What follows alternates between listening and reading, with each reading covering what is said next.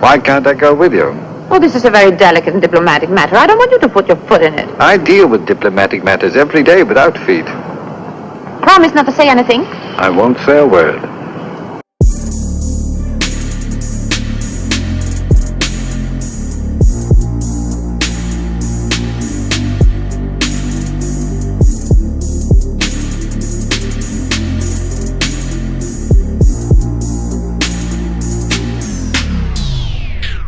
If you love listening to this show, please consider giving a rating and a review on Amazon Alexa or wherever you listen.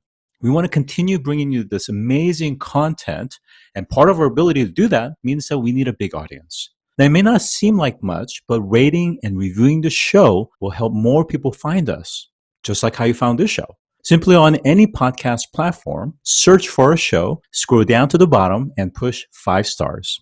It's that easy. Thanks for supporting the show.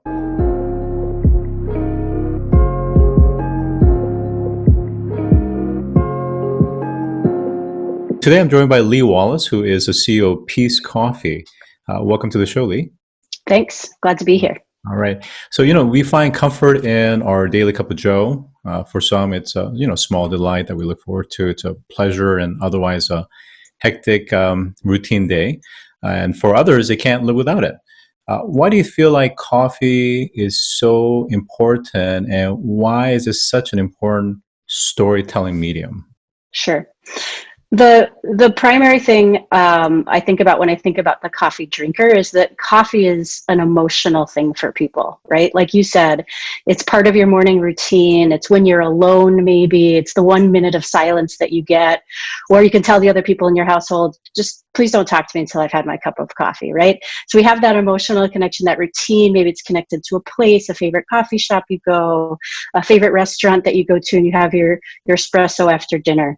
And then coffee is also incredibly important, and the story is incredibly important because of the hundreds of thousands of people who farm coffee, who grow coffee around the world. Many of these are very, very small scale farmers who traditionally have really not gotten what they deserve in terms of price, in terms of treatment from buyers and things like that. And that's something that we focus on quite a bit. Good. So let's get into that. Why is it important to support organic fair trade coffee, and how does it practically help sustain their livelihood so that they can in fact grow, roast, and then sell and distribute? And also, what's the impact to the environment when things are fair trade? Yeah, I could talk about this all day long. So, fair trade organic coffee is incredibly important. And right now it's more important than ever. Okay. We know that climate change is reality, and coffee farmers are really the canaries in the coal mine when it comes to the impact of climate change. Coffee grows in a belt around the equator. And much like grapes, it has to be grown at a certain elevation. You need it to be grown at the proper elevation, and it needs to have a rainy season, a dry season, cool nights, and warm days. And it's seasonal, so most coffee is only harvested once a year. So many small coffee farmers, as I said before, are growing all of this fair trade and organic coffee. And if you think about the terrain around the equator, it's a lot of rainforests. And those are the places that we're now realizing can really serve as a carbon sink. We don't need those rainforests. We don't want those rainforests to be cut down. Fair trade and organic coffee is also shade grown. It's only when coffee gets exposed to direct sunlight. Coffee is naturally a shade-loving plant. So it's only when your coffee is subjected to a lot of sunlight that it needs a lot of pesticides, chemicals, fertilizers in order to stay healthy. So that's why organic is really, really important when you're looking for a coffee to buy.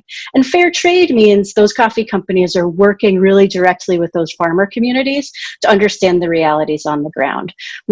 We go beyond just the price. That's what fair trade got started with, just the price of coffee. And that's important, right? A big part of sustainability is financial sustainability and making sure coffee farmers can afford to stay in business. But then we also know the realities on the ground, what challenges people are struggling with. And so we're able to partner with the community to make things better. So let's talk about deforestation. So in the case of Brazil and some of the tropical areas that we're talking about, that really is, essentially the lungs of the planet aside from the ocean floors.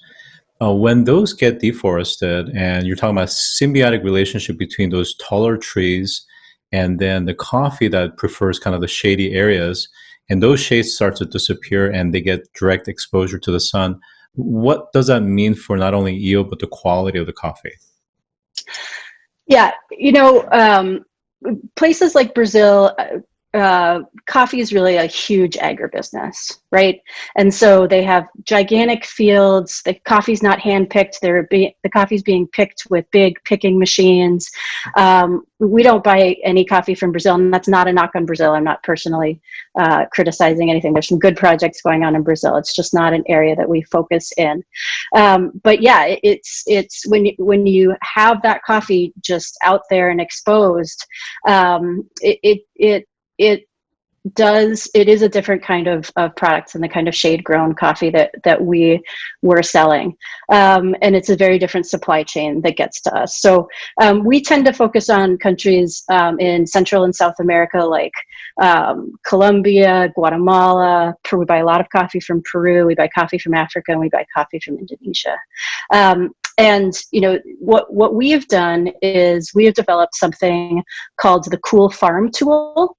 And what this tool does is it helps farmers in their farms. It's specifically developed for coffee farmers, and what they're able to do is measure the impact of all of their on-farm activities.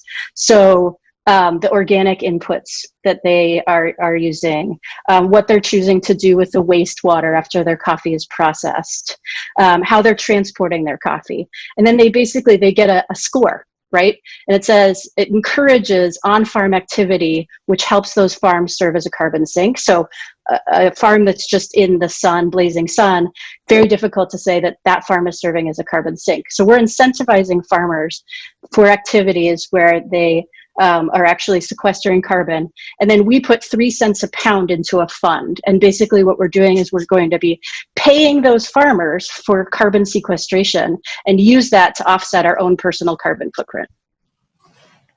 Yeah, I think that's a really cost or capital efficient means to create the right incentive structure for compliance and best practices. And again, you're referring to your importing cooperative, the cooperative coffees. And Yes. For a lot of these small farmers, businesses, I mean, this is very much their livelihood. And if they have a poor crop one year, it could potentially decimate their cash flow for the next year, right? So how are some of these practices helping to provide resiliency? And the other question I have is, I know of researchers that's looking into various different types of grains like legumes and grains as well, and how they can be adapted to survive in harsher climate change world. So what is really important about shade-grown coffee also is you mentioned, there's all these different layers of trees.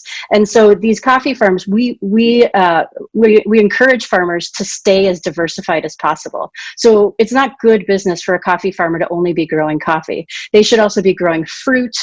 They should be growing all kinds of different products on their farm, both for their family to eat and then also alternative income sources. So that's why, again, that shade-grown and organic coffee is so very important. And then, yes, there's tons of work being done with all kinds of different crops to see how they can adapt to a changing climate. It's also happening in coffee. So one cooperative that we work with in Guatemala is experimenting with different varietals and then different composts. And then they work with coffee buyers like us to have us try the different varietals, different composts. And then they say, okay, well, here's the yield. Here's how it's performing in the changing climate. What do you think about the flavor of these coffees? And do they meet your profile? I think it's terrific, and I love that. I think it is being, proactive and preemptive of more severe climate change, and making sure that they still are trying to meet the needs of the taste preferences of the different consumers that are out there. I want to go back to carbon sequestration, in the sense that I think many times we tend to kind of gloss over this notion of regenerative farming. Sure. That if farming is done properly and you can actually do scalable organic agriculture, it can actually not only reduce carbon footprint, but it can actually reduce in the sense of bring it down to minus and significantly help the carbon sink that you referred to. So can you get into some of the more granular details of what can be done to support more of the regenerative side? Yeah. In coffee specifically, it's really encouraging farmers to learn how to produce organic coffee. So frequently in so many of these countries, there isn't much of an infrastructure to teach farmers about organics. And the big chemical companies are out there sort of selling really easy solutions. But, there's a farmer in Honduras who has been focusing on organics for a number of years. And there's this scourge of coffee leaf rust that came through that community. We have this wonderful photo that shows his healthy, vibrant organic farm. And coffee leaf rust is a fungal disease that makes the leaves drop off your coffee plant. And his neighbor's like adjoining conventional coffee farm where the leaf rust had just decimated all of his coffee plants. So, one big thing that we're really focusing on is demonstration projects and highlighting the work of exemplary organic coffee farmers. So, in some cases, that's the different ways that they're fertilizing the plants. And different methods for fertilizing the plants. In some ways, that's just pruning techniques and how you're pruning the plants properly to make sure you have a high yield. Regenerative agriculture, we're also looking at things like compost teas.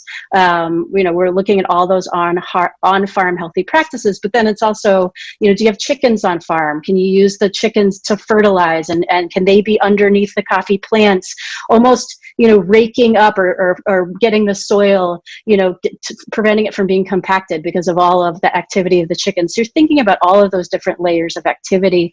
And then of course you're thinking about what you're doing with all of the outputs on the farm and where they're going as well. Yeah, these are very exciting development. I'm very, very happy to hear about it. I think when people think about organic farming, they meaning, economists tend to believe that it is not as economically viable or prudent compared to more of the commercial conventional approach because it's not scalable. But I think to your point, some of these best practices is enabling scalability and efficiency. And then, of course, there are technology and new solutions that's coming up that is actually encouraging the microbiomes in the ground that's been dormant and allowing for it to actually create a symbiotic nutrient relationship with the plants, or in this case, coffee crops, without the use of chemical fertilizers. And others are actually developing pesticides that are not chemically based, but natural based. That's further enhanced to support. So I think all of these things are great. Now, the last question I have for you is, again, these cooperatives, again, they're small farmers. It's difficult for them to do a lot of things, a lot of interesting things, new technologies. They just don't have the resources to do that. Any type of guidance or just sagacious advice around how can small farmers, again, we're talking about not just coffee but just agriculture in general, what can they do to make sure that they're doing the best that they can possibly to combat climate change? Yeah, I do think that if you think about all of the small farmers around the world, and I'm not just talking about coffee, I'm talking about all of the small farmers in Africa that are growing crops like peanuts and millets and things like that. If you think about if we collected all of those farmers, those farmers do have the capacity to really feed the world, right? And as Africa's growing, all those small farmers have the capacity to begin to feed the growing population. But what they need is they need access, they need support, they need good companies to come in. They know what they're doing, right? They know the farming has been in their family for generations. It's just they've been disconnected in a lot of cases from the supply chain in the countries that we work in, from the value chain. And so, I think my advice to consumers is frequently, get out there and support companies that you can believe in and that are doing the right thing. I think that's a huge part of it is seeking out opportunities to buy these products to support this marketplace as it's being built and as it continues to grow.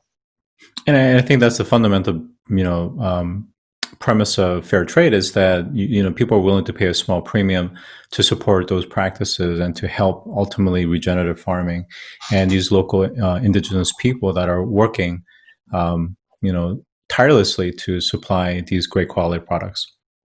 Yeah, I mean, if I just think about my career in fair trade and how much impact I've seen in these coffee growing communities where the people have gone from building schools and getting electricity to becoming complex agricultural forces in their communities and complex agribusinesses, that we can have a lot of impact. I agree. So how can people learn more about Peace Coffee? You can visit our website, www.peacecoffee.com. All right, so today I've been joined by Lee Wallace, who is the CEO of Peace Coffee. Thank you for joining today. Thank you, Scott. I appreciate your time. If you've enjoyed this episode, take a moment to rate our show on any podcast platform that you listen to. Scroll down to the bottom and push 5 stars. It's that easy. And as always, thanks for listening.